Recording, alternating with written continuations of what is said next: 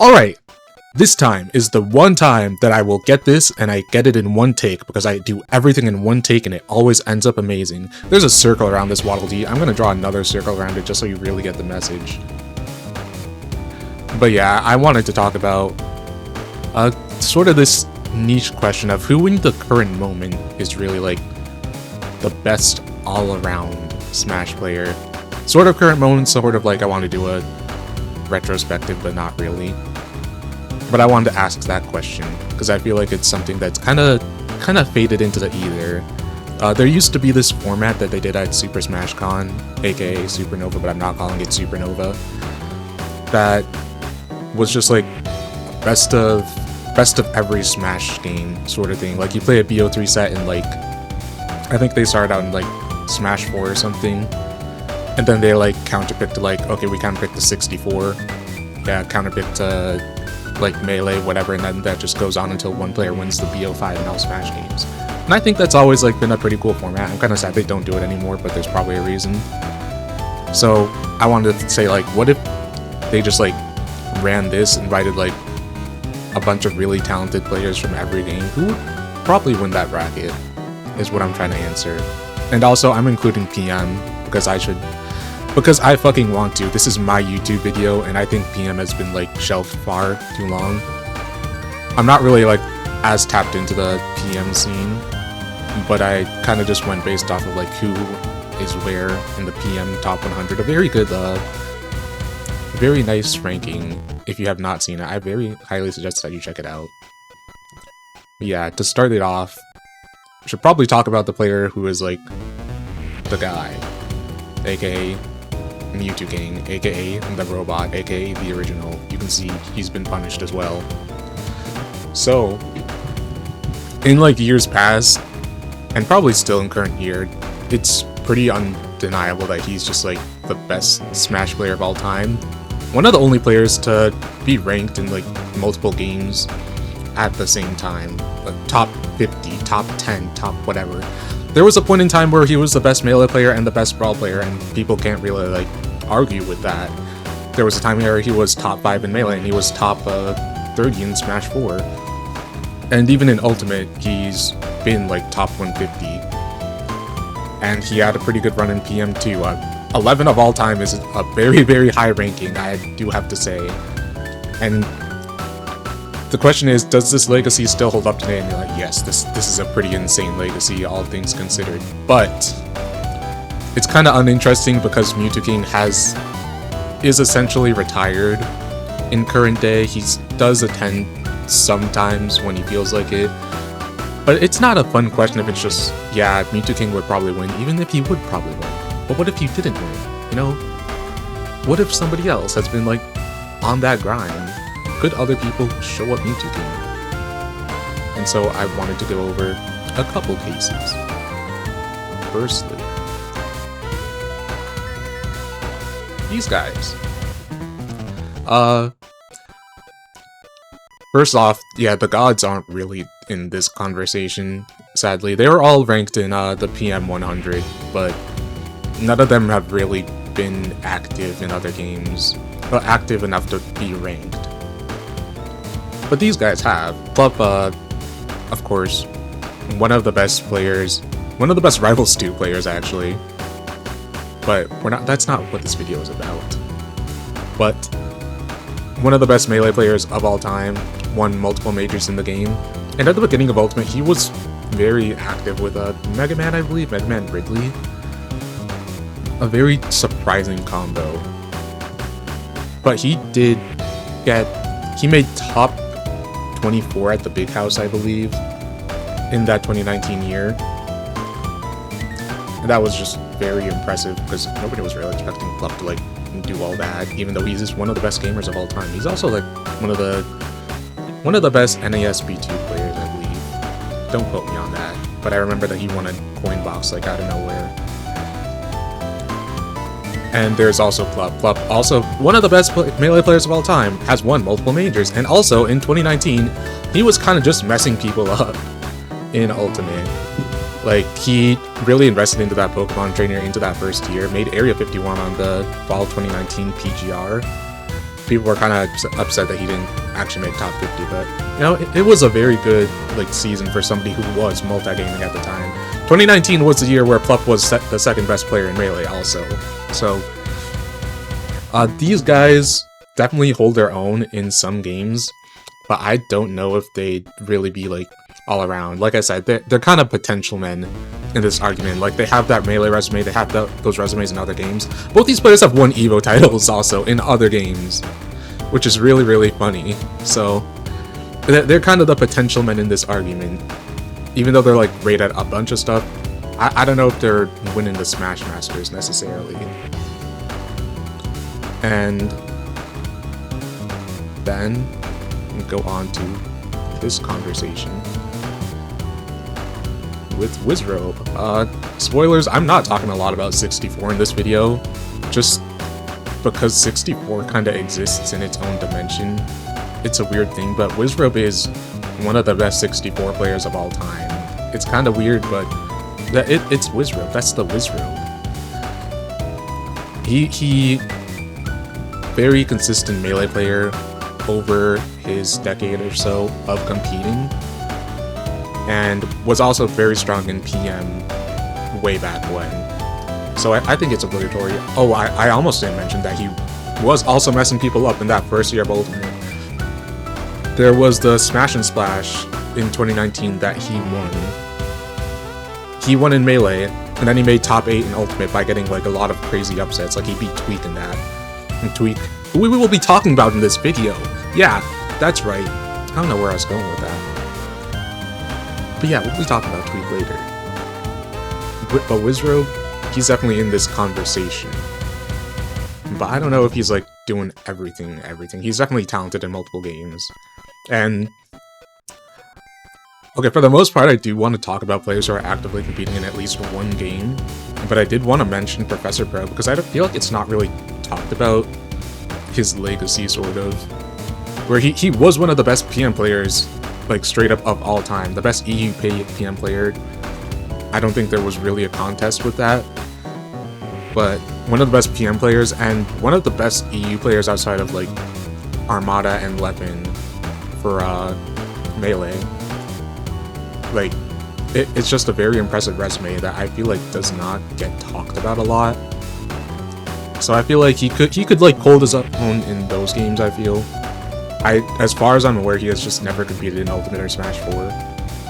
But I'd be impressed to like see how he does in that sort of format. Hi! While I was editing, I realized I forgot two pretty massive players on this list. Those being Junebug and Chudat. Junebug, everyone knows him for like being cracked at Melee, in current moment the best Donkey Kong player of all time. But in the past, he was one of the best PM players of all time as well. I forgot, I don't know how I did not mention that, but he is literally like top 10 PM rank 100. This somehow slipped my mind while I was making all the graphics and stuff, but whoops, he was also top 100 in Brawl. So that's 3 games I think Junebug is going to be able to hold his own against, for most players. And also Chudat, I really don't know how I forgot about Chudat. I guess in my mind he's like retired, even though he's not really retired. He still plays like some Melee. But yeah, probably the best Ice Climbers player of all time, the only Ice Climbers player to win a major in Melee. And I think part of the reason why I almost forgot about Chudat is because he plays Kirby in Brawl and PM, and he just has like, he just does the suck and cook, like, and it works. And because of that, I think it's like, oh, he's just like a meme player. No, he was top 50 like in PM rank. He was like top 50 like in Brawl. I don't yeah, but he was good at both of those games and also incredible at Melee. So those are 2 players I just forgot to mention somehow, and I'll add them right now. But I'm not going to talk about them for the rest of the video because I forgot about it to talk about it during that. Blah, blah, blah, blah, blah, blah. And then moving on. I'm trying to do this soon so I make sure I don't spoil it. Oh my goodness. What? It's that Tweak guy we were talking about. What the hell now? So yeah, there were a lot of players that kind of like transitioned well from Smash 4 to Ultimate. Too many for me to really like want to name in this video. I already said this shit is gonna go on for a long time. I don't have that type of time. But these two in particular are just two of the most impressive players to date, really. Came out of Smash 4 as the top 2, went into Ultimate as the top 2, and throughout both of those games' lifespans have just been nothing short of amazing. MKLeo, very, very insane, like, top 2 streak for, what was it? Almost 3 years. Has that crazy end card from the 2019 PGR. Just like a bunch of first and seconds, like, okay, yeah, this guy is like so incredibly different. And Tweak has been around the block too. Even though I feel like he's not really talked about in that conversation as much as Leo, he's been top 10 every single Lumen rank, Ult rank, whatever, Ultimate ranking. He might not be in 2025, but like, I don't think it matters. He was retired or something. But these two, in at least their 2 games that they're goated out, I don't think anyone else on this list really holds a candle, except like some of the other Ultimate players. So I think it's very impressive what these two have done. And they definitely deserve to be in that like best of all time, best players ever conversation. But I don't know if they're beating everyone else in the games that they're not like super duper proficient at. Like I've seen some of them play Melee at the summits, and you know, it's good Melee. I don't know if it's making like the deep run. I don't know if you're taking a set off of somebody that's been playing Melee like that. What I'm trying to say. And in a very similar case, but also not really similar, there's Ken. Don't quote me on the stat, but I'll quote myself on the stat. The only players who have won both an Ultimate Major and a Smash 4 player are these two guys and Ken, which is kind of funny, but hey, fuck yeah, Ken. I love Ken. Of one of the best Smash 4 player in Japan, period, ranked 9th on the PGR 100, alongside just consistent results throughout all of Ultimate. Has never left the top 30 in any ranking for Ultimate, which it honestly surprises the hell out of me. With like everything, there actually have not been a lot of Japanese players that have stuck through like at the very top, like throughout several games. So it's kind of surprising that Ken is here, all things considered. But yeah, I feel like Ken is very much worth mentioning. Same thing as these two. I have not seen this guy play any other games. I kind of fear that he would get washed in those games that he isn't really playing like that. And then I kind of wanted to do this next section. That's a weird word, section. Kind of players who are a bit odd to cover. And first I wanted to say, I think there is a world where Cola is kind of on this list, but only if he drops Ultimate all of 2026 and just hard focuses on Melee. Because this guy, one of the best Ultimate players of all time, straight up, pretty damn good at Smash 4, all things considered.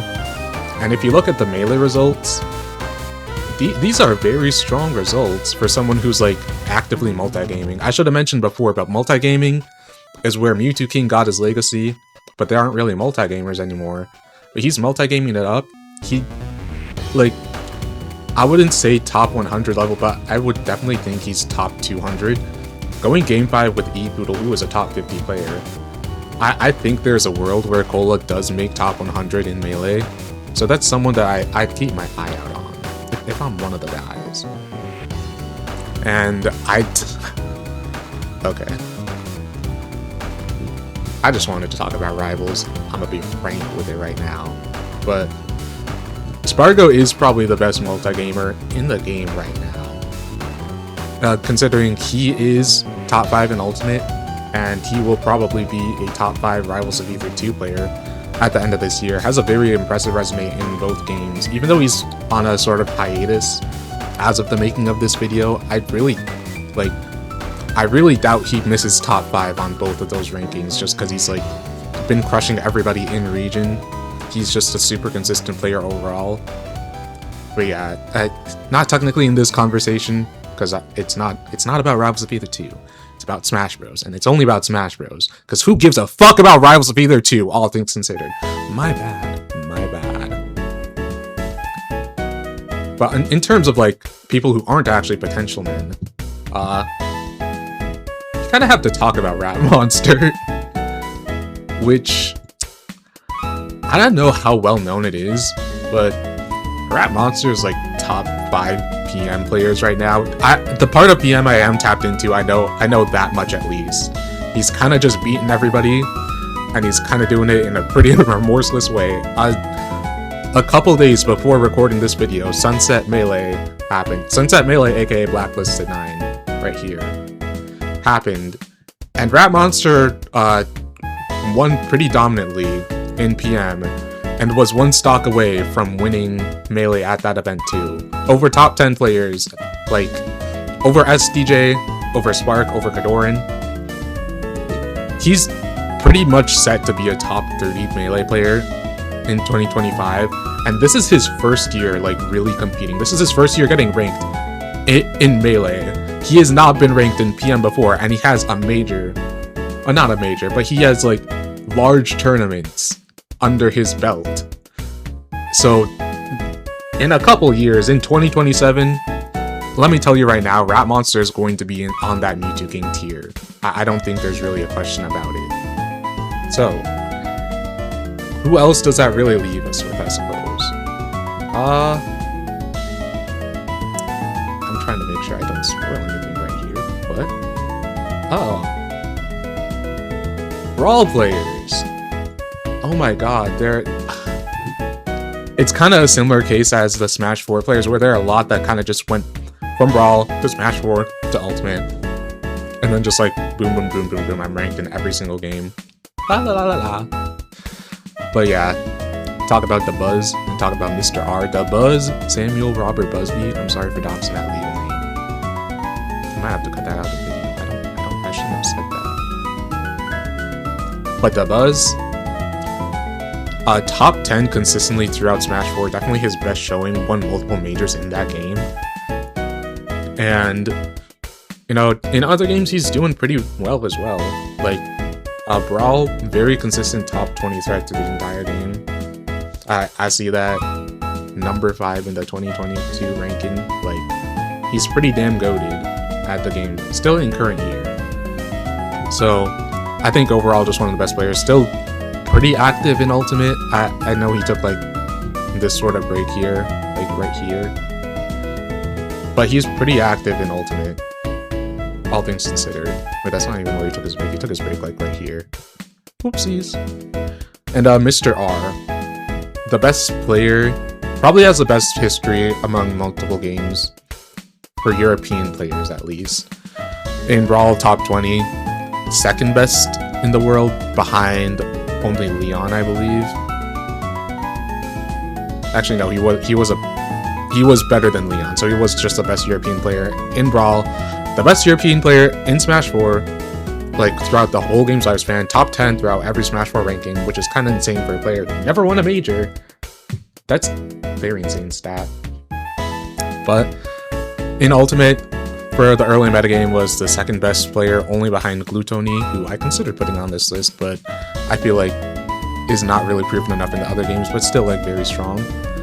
But Mr. R was really doing it up big for most of, for those like 2010, early 2020s. So I think it's very much worth mentioning.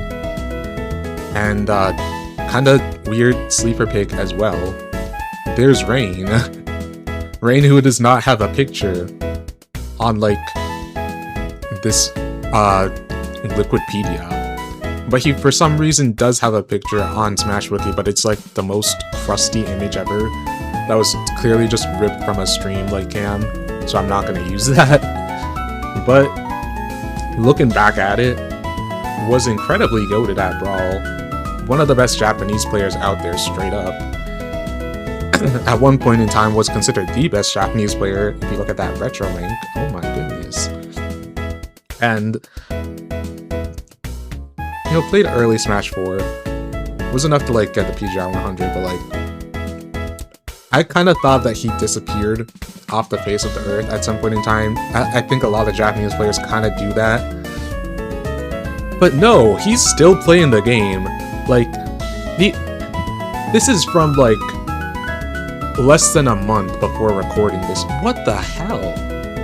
Like, bro has a like, elite resume right now. 15 plus year, bro. And it's like, you're placing 25th out of 500 and you're still, what? I thought this guy, like, fully retired, high key, but I don't pay attention to numbers like that. I guess I know now. But I guess I've strayed away from, like, the concept of this whole thing. But these players, I think they're winning the Brawl, the Smash 4, the Ultimate.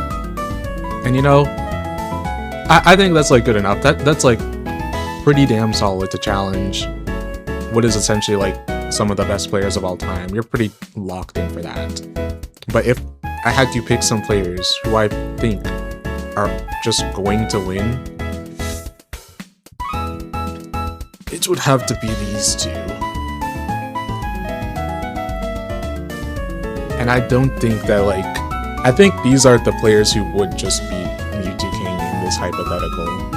Like, I don't really have a lot of arguments against it. Esam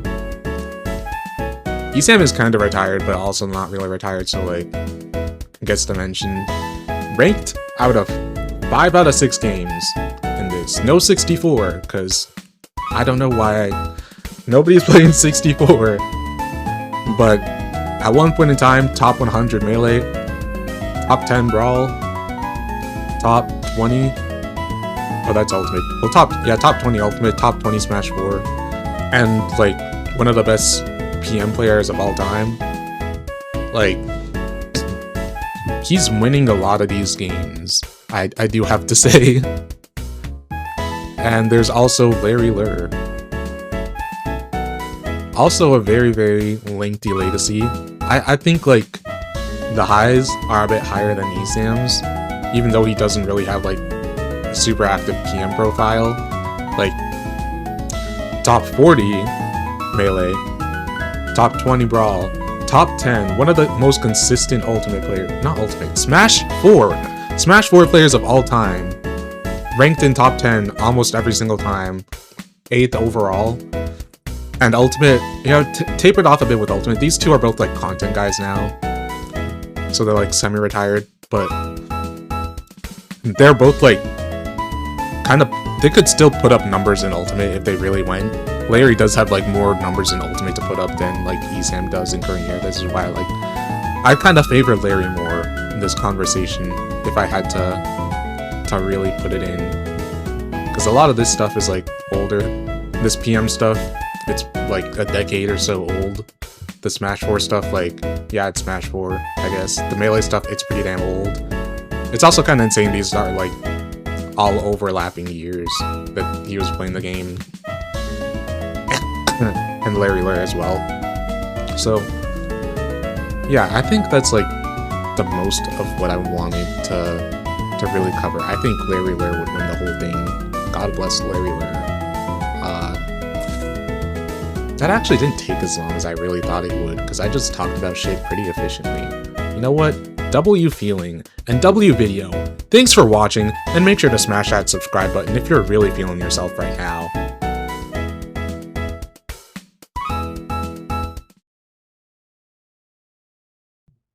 Yes. Hello.